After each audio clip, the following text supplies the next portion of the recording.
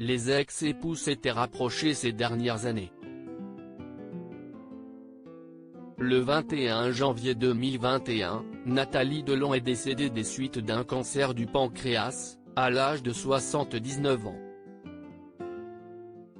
La comédienne laisse derrière elle son fils Anthony, ses petites filles adorées Lou et Liv, 24 et 19 ans, mais aussi son ex-mari Alain Delon.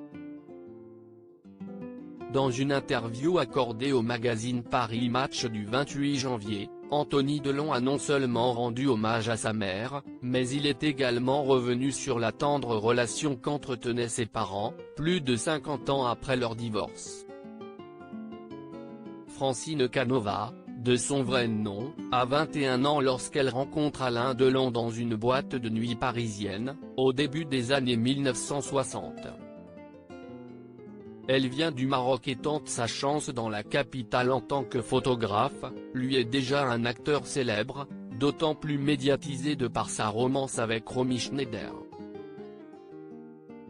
Si est-il le coup de foudre, le mariage est célébré en 1964 et Anthony naît quelques mois plus tard à Los Angeles, où son célèbre papa fait ses débuts à Hollywood.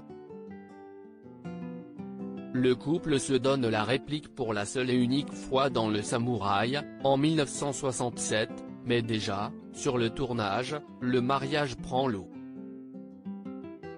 Le divorce est prononcé 2 ans plus tard, mais Nathalie et Alain Delon conservent de bonnes relations au nom de leur fils, qui se souvient aujourd'hui auprès de Paris Match, le lien a perduré. Au moins pour les anniversaires, les fêtes, auxquelles mon père tient tant.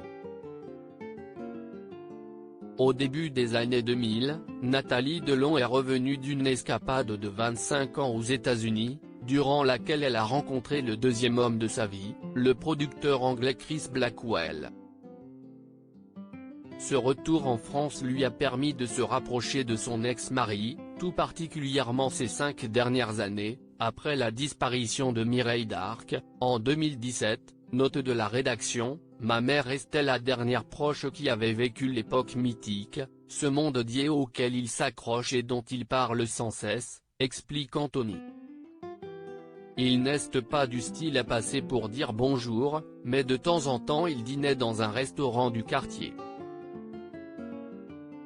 Quand Alain Delon devait quitter le Loiret et sa demeure de Douchy, il avait l'habitude de poser sa valise chez son ex-épouse et s'installait dans la petite chambre d'amis ou se glissait parfois dans son lit. Pour Anthony, sa mère était un roc, un véritable mur porteur pour Alain Delon. Elle était d'ailleurs à son chevet quand il se remettait de son AVC, au printemps 2019. Les ex-amants se sont vus une dernière fois le 2 janvier à Paris. Avec Anthony, ils ont discuté autour d'un café, pris la pause pour une ultime photo de famille, avant de se quitter comme s'ils allaient se revoir.